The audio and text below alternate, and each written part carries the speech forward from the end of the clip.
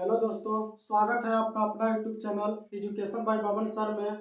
आज हम लोग क्लास 10th और 9th ना बेसिक से स्टार्ट कर रहे हैं। दोनों में इसमें काम आता है, 1 से 10 तक इसमें काम आएगा ना। तो देखिए आज हम लोग बेसिक से स्टार्ट कर रहे हैं। देखिए चलिए बोर्ड पे चलते हैं। देखिए पहला क्या है, संख्या। सबसे पहले हम लोग शुरू से बेसिक से स्टार्ट कर रहे हैं कि संख्या क्या होता है ना। तो संख्या को इंग्लिश में हम लोग नंबर बोलते हैं ना। देखिए संख्या जैसे 1 2 3 -3 -5 √2 √3 इस सब को हम लोग क्या बोलते हैं, संख्या। क्या बोला जाता है, संख्या। देखिए संख्या दो प्रकार का होता है। पहला होता है वास्तविक संख्या और दूसरा क्या होता है, काल्पनिक संख्या।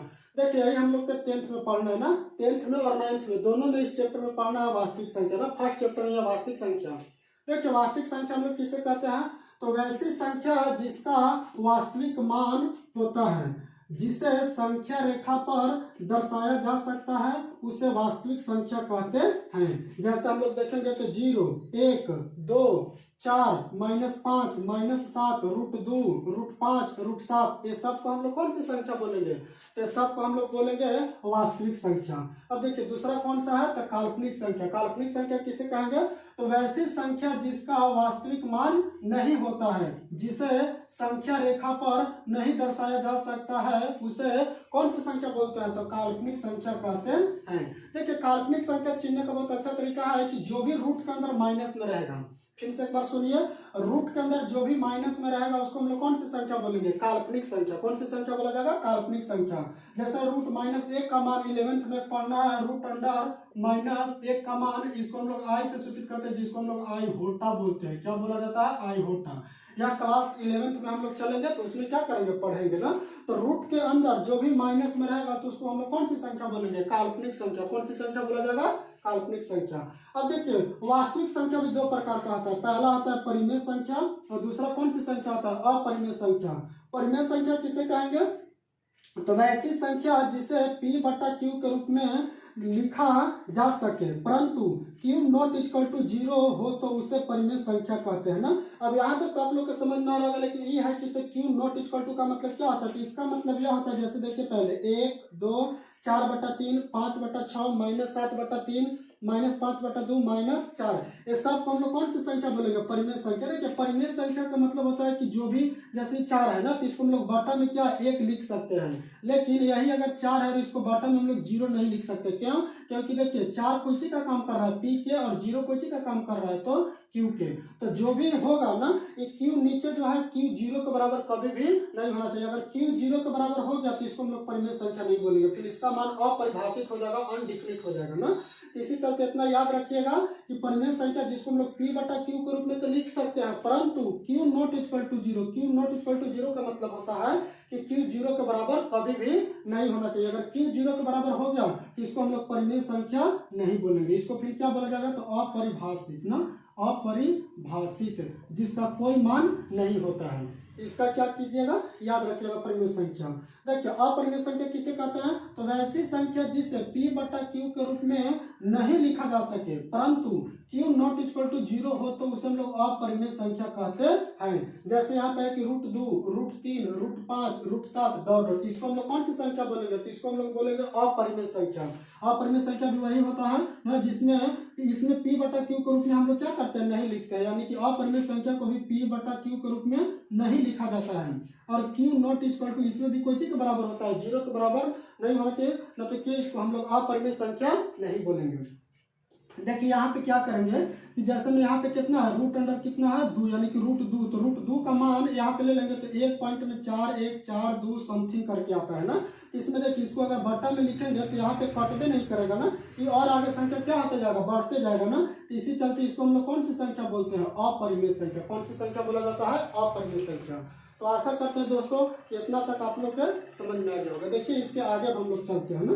हम लोग परिमेय संख्या और अपरिमेय संख्या का परिभाषा देख लिए, और परिमेय संख्या किसे कहते हैं, अपरिमेय संख्या किसे कहते हैं, इस सबकी परिभाषा देख लिए, और कौन कौन होता है परिमेय और कौन अपरिमेय होता है उसको भी पहचानने के लिए बता दिए ना। अब देखिए परिमेय संख्या का दशमलव प्रसार क्या होता है, शांत तथा अशांत आवर्ती होता है। अपरिमेय संख्याओं का दशमलव प्रसार केवल अशांत अनावर्ती होता है। अब अब है यहाँ पे कि शांत आवर्ती और अशांत आवर्ती क्या कहलाता है और अपरिमेय संख्या में अशांत अनावर्ती क्या कहलाता है। तो जैसा भी जस्ट हम बताया कि परिमेय संख्या किसे कहते हैं, तो जिसको P बटा Q के रूप में लिखा जाता है। तो दो को हम परिमेय संख्या लेते हैं, पहला लेते हैं 1/7 और दूसरा कितना ले लेते हैं 1/8। देखिए दोनों को दोनों क्या है P बटा Q के रूप में है ना, लेकिन Q हम क्या बोले थे कि P बटा Q के बराबर में होना चाहिए, तो उसको हम लोग क्या बोलते हैं परिमेय संख्या। और Q नॉट इक्वल टू 0, यानी कि नीचे वाला भाग ऊपरे वाला को P बोलते हैं और नीचे वाला को क्या बोला जाता है Q। नीचे वाला भाग कभी भी 0 के बराबर नहीं होना चाहिए। यहाँ पे नीचे वाला भाग कभी भी 0 के बराबर नहीं है। तो एक ले लिए की था ना 1/7 और दूसरा का ले लिए है 1/8 है। देखिए शांत कब कहलाएगा परिमेय संख्या और अशांत कब कहलाएगा। तो 1/7 है तो हम लोग नीचे से ऊपर वाला में भागा देते हैं, कि नीचे वाला से ऊपरे वाला में क्या किया जाता है भागा दिया जाता है। तो 7 से 1 में भागा देंगे तो यहाँ पे देखिए 7 से 1 बार में नहीं लगेगा, यहाँ पे बैठाएंगे 0 पॉइंट, तो 0 पॉइंट बैठाते तो यहाँ पे 0 उतरता है ना। 7 एकम कितना हो गया 7 है। अब यहाँ पे 10 में से 7 जाएगा तो कितना बचेगा 3, और जब एक बार पॉइंट बैठ जाता है तो फिर दोबारा पॉइंट नहीं बैठाया जाता है। यहाँ पे 0 उतरेगा तो 7 कितना हो जाता है 28। यहाँ पे 10 में से 8 जाएगा तो कितना बचेगा 2 ही बच गया, 2 में से 2 गया कट फूट। अब यहाँ पे फिर एक और यहाँ पे क्या बैठाएंगे 0 और यहाँ पे हो जाएगा 7 दूना कितना होता है 14। यहाँ पे 10 में से 4 जाएगा तो कितना बचेगा 6 ही बच गया, 1 में से गया कट फूट। यहाँ पे एक और 0 उतरेगा तो 7 8 कितना होता है 56 ना। यहाँ पे 60 में से 56 को घटाइएगा तो कितना बचेगा 4, पूरा क्या हो गया कट गया। यहाँ पे एक और 0 उतरेगा 7 25 कितना होता है 35 ना। यहाँ पे शेष कितना बचा 5। यहाँ पे एक और 0 उतरेगा तो 7 7 कितना हो गया 49 ना। और आपकी फिर शेष कितना बच गया 1। देखिए यहाँ पर 1 था और फिर से 1 आ गया ना, यानी कि देखिए तो इसको हम लोग बोलेंगे अशांत आवर्ती। क्या बोलेंगे अशांत आवर्ती। तो इससे क्या लिखना निष्कर्ष यही निकला कि अशांत आवर्ती किसे बोलेंगे, तो वैसी संख्या जो ना पूरा पूरी कटेगा और केवल क्या करेगा रिपीट करेगा ना। फिर से एक बार सुनिए, वैसी संख्या जो पूरा पूरी नहीं कटता है, केवल बार बार वही संख्या क्या करता है रिपीट करता है, तो उसी को हम लोग बोलते हैं अशांत आवर्ती। क्या बोला जाएगा अशांत आवर्ती। इसको हम लोग बोलेंगे अशांत आवर्ती।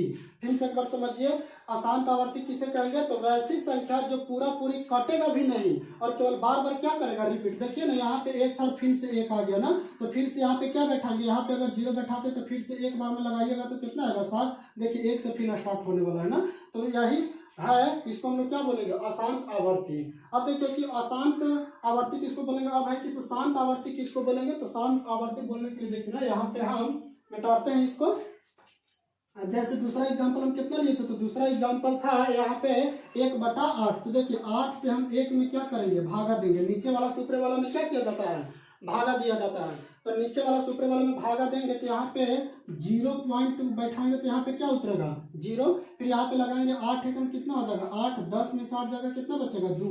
यहाँ पे जब एक बार पॉइंट बैठाया जाता है तो फिर से दोबारा हम लोग पॉइंट नहीं बैठाते हैं। यहाँ पे 0 उतरेगा तो 8 दूना कितना होता है 16, 8 दूना कितना हो जाएगा 16, शेष कितना बचेगा 4। फिर से यहाँ पे 0 उतारेंगे तो 8 25 कितना होता है 40। देखिए ये पूरा पूरी क्या हो गया कट गया, ये पूरा पूरी कट गया, तो इसको हम लोग बोलेंगे शांत आवर्ती। क्या बोला जाएगा शांत आवर्ती। अब देखिए शांत आवर्ती किसको बोलेंगे, तो वैसी संख्या जो पूरा पूरी कट जाएगा, यानी कि जो पूरा पूरी कट जाएगा और न रिपीट, इसमें रिपीट तो करके नहीं करेगा, जो पूरा पूरी कट जाएगा उसी को हम लोग क्या बोलते हैं शांत आवर्ती। क्या बोला जाता है शांत आवर्ती बोलते हैं। तो आशा करते हैं कि शांत आवर्ती किसको बोलेंगे और अशांत आवर्ती किससे बोलेंगे ना।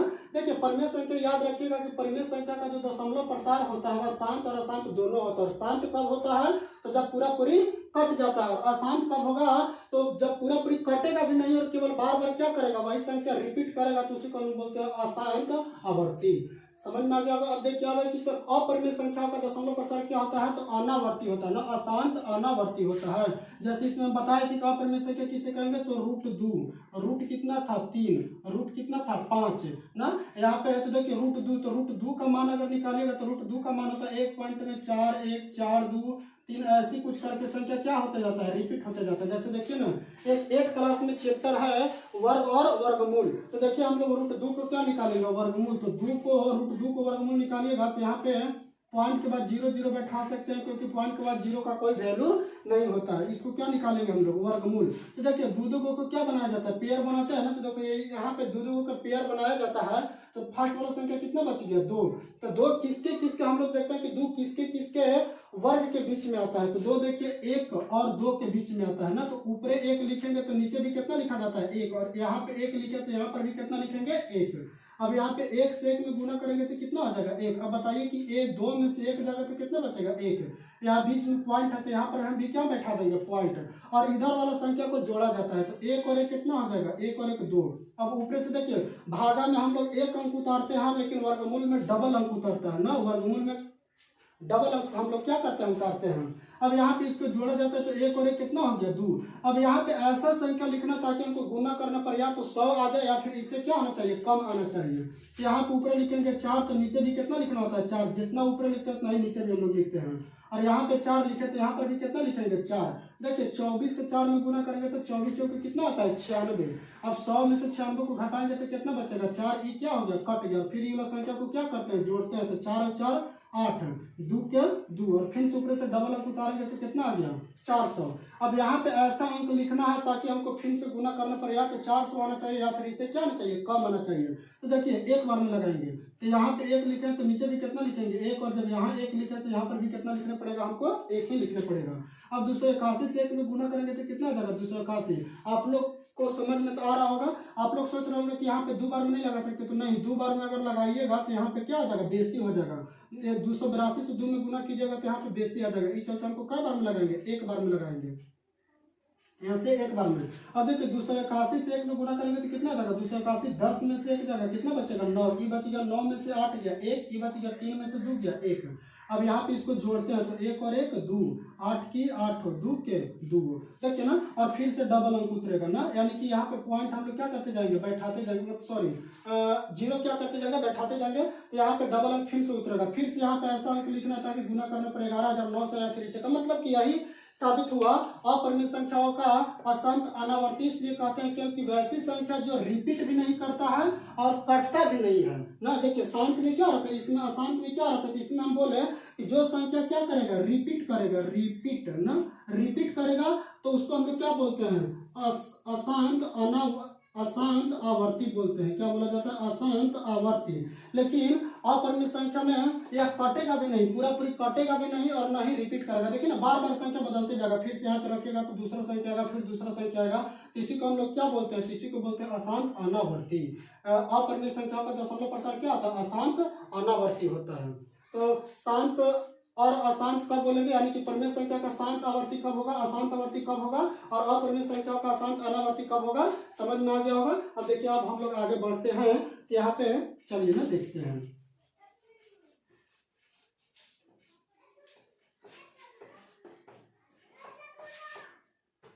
देखिए ना यहाँ पे अब चलेंगे कि परिमेय संख्या कितने प्रकार के होते हैं ना।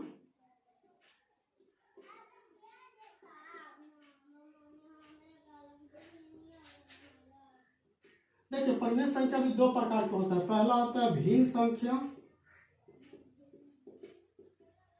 और दूसरा होता है पूर्णांक संख्या। देखिए भिन्न संख्या किसे कहेंगे, तो भिन्न संख्या भी परिमेय संख्या का ही परिभाषा होता है। वैसी संख्या जिसको p बटा q के रूप में हम लोग क्या करते हैं लिखा जाता है, लेकिन q नॉट इक्वल टू 0,1।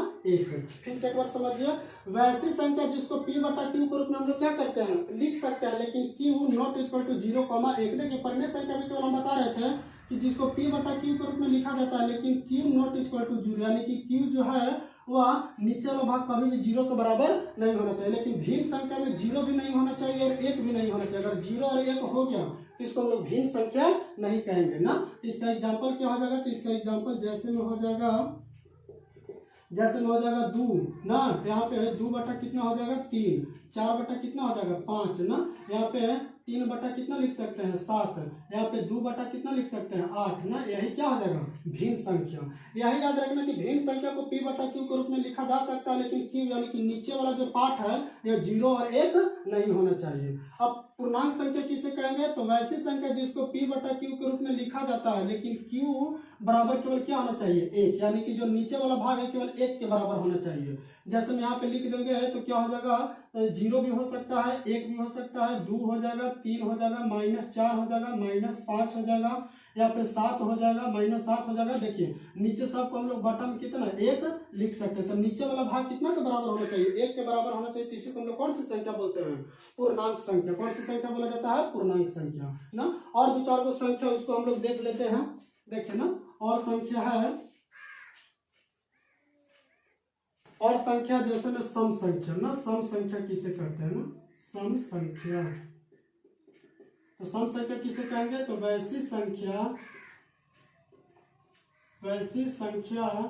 जो 2 से भाग देने पर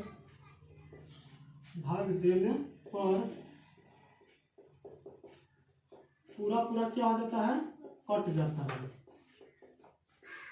उसी को हम लोग कौन सी संख्या बोलते हैं, उसी को हम लोग बोला जाता है सम संख्या ना। वैसी संख्या जिसको 2 से भाग देने पर पूरा क्या हो जाता है, कट जाता है, तो उसी को हम लोग बोलते हैं सम संख्या। जैसे में क्या हो जाएगा, तो 2 हो जाएगा, यहाँ पे क्या हो जाएगा, फिर 4 हो जाएगा, 6 हो जाएगा। जैसे में लिखेंगे तो क्या क्या हो जाएगा, 2 हो जाएगा, 4 हो जाएगा, 6 हो जाएगा, 8 हो जाएगा, 10 हो जाएगा। मतलब कि 2 से वैसी संख्या जो 2 से पूरा क्या हो जाता है, कट जाता है, तो उसी को हम लोग कौन सी संख्या बोलते हैं, सम संख्या। देखिए अगला कौन सी संख्या, तो अगला है विषम संख्या किसे कहते हैं ना, विषम संख्या। विषम संख्या, देखिए विषम संख्या, तो इसको भी वही परिभाषा हो जाएगा कि वैसी संख्या जो 2 से भाग देने पर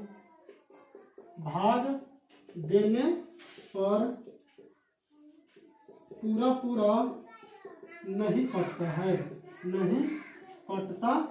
है ना। वैसी संख्या जो 2 से भाग देने पर पूरी नहीं कटता है। जैसे में हम लोग एग्जाम्पल देख लेंगे, तो एग्जाम्पल क्या हो जाएगा, यहाँ पे हो जाएगा 1 हो जाएगा, फिर क्या हो जाएगा 3 हो जाएगा, यहाँ पे 5 हो जाएगा, 7 हो जाएगा, 9 हो जाएगा, 11 हो जाएगा, 13। देखिए इस सब में हम लोग अगर 2 से भाग देते हैं तो पूरी नहीं कटेगा। यहाँ पे तो 1, 3, 5, 7, 9, 11, एक में तो भाग नहीं लगेगा, 3 से स्टार्ट करेंगे, 3, 5, 7, 9, 11, 13।